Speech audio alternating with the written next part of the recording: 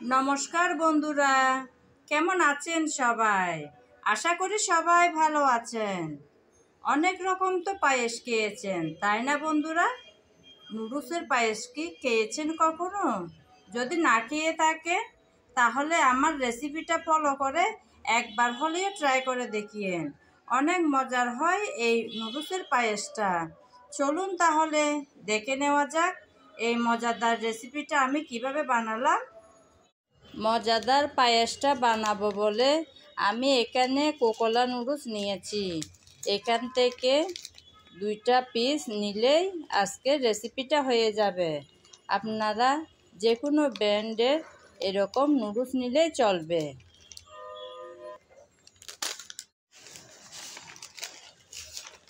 যে এখান থেকে 2টা পিস নেব আমি, এরকম 2টা পিস নিলেই হবে।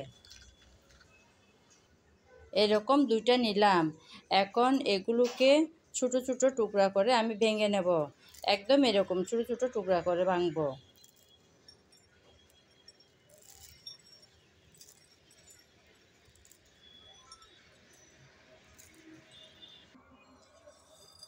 নুডলসগুলো আমি ভেঙে নিয়েছি।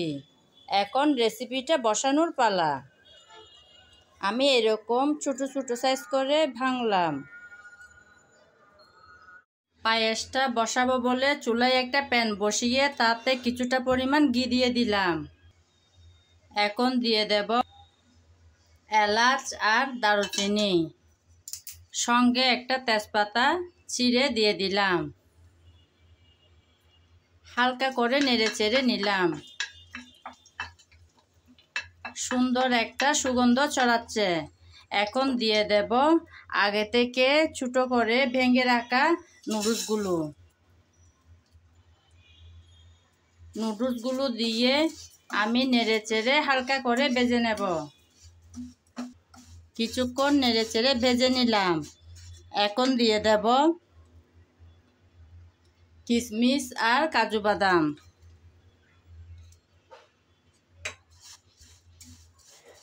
কিশমিশ আর কাজু বাদাম দিয়ে আবারও কিছুক্ষণ নেড়ে চেড়ে ভেজে নেব। আমার আজকের এই ভিডিও যদি আপনাদের ভালো লেগে থাকে তাহলে আমার চ্যানেলটি সাবস্ক্রাইব করে আমার সাথে থাকবেন। লাইক কমেন্ট শেয়ার করে আমার পাশে থাকবেন। আমি কিন্তু ভিডিও ছোট করার চেষ্টা করি যাতে আমার বন্ধুদের দেখার সুবিধা হয়।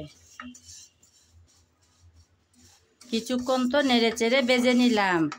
আমি আজকের পায়েসটাতে নারকেল কোড়া দেব, তাই কিছুটা পরিমাণ আমি নারকেল কুড়িয়ে রেখেছিলাম সেগুলো দিয়ে দিলাম। আপনাদের যদি নারকেল কোড়া দিতে ভালো না লাগে তাহলে নাও দিতে পারেন, এমনিতেও খেতে ভালো লাগে। নারকেলটা দিয়ে আবারও কিছুক্ষণ নেড়ে চেড়ে ভেজে নিচ্ছি। চুলার আগুনটা কিন্তু একদম ছোট করে রেখেছি। কিছুক্ষণ তো নেড়ে চেড়ে ভেজে নিলাম, আর কিন্তু ভাজবো না। এর চেয়ে বেশি লাল করে ভাজলে কিন্তু পায়েসের কালারটা সুন্দর আসবে না। এখন আমি আগে থেকে জাল করে রাখা দুধ দিয়ে দিলাম।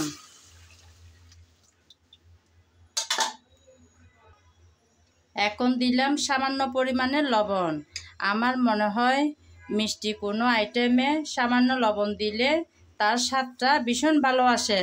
তারপর দিয়ে দিলাম চিনি। মিষ্টিটা যে যার রুচি বা ইচ্ছা অনুযায়ী, যে যেমন মিষ্টি খেতে পছন্দ করেন সেরকম দিলেই চলবে।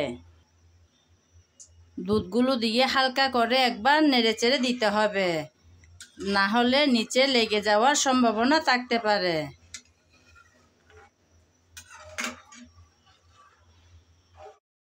দুধের মধ্যে ব্লক চলে আসছে। এরকম 2-3 বার করে ফুটিয়ে নিলে হয়ে যাবে আজকের মজাদার এই পায়েসটা। অনেক সহজ কিন্তু এই রেসিপিটা, খেতেও কিন্তু ভীষণ মজাদার। চাইলে আপনারা একবার হলেও ট্রাই করতে পারেন, অনেক মজাদার হয় কিন্তু। আমি তো আজকে লিকুইড দুধ দিয়ে বানিয়েছি। আপনারা চাইলে পাউডার দুধ দিয়েও এই রেসিপিটা বানাতে পারেন। রান্না প্রায় শেষের দিকে, আর 2-1 মিনিট ফুটিয়ে নিলে রেডি হয়ে যাবে। বন্ধুরা, রেডি হয়ে গেল মজাদার আজকের পায়েসটা। যখন ঠান্ডা হয়ে আসবে তখন কিন্তু আরেকটা গাঢ় হয়ে আসবে, অতটা কিন্তু পাতলা থাকবে না। তাই আমি এরকম পাতলা অবস্থায় নামিয়ে নেব। আজ এ পর্যন্ত। সবাই ভালো থাকবেন। নমস্কার।